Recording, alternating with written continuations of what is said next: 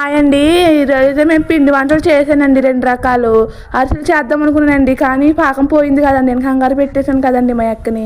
అందుకని నేను ఈరోజు జంతికలు చేశానండి. ఎలా వచ్చినాయో చెప్పండి. బాగానే వచ్చినాయండి, టేస్ట్ అయితే బాగుందండి. మరి ఇంకో రకం అయితే గులాబీ పూలు చేశానండి. గులాబీ పూలు చేస్తున్నానండి. ఇది కూడా ఫస్ట్ టైం అండి నేను, కానీ టేస్ట్ అయితే అదిరిపోయిందండి. నేనైతే ఎలా చేశానండి.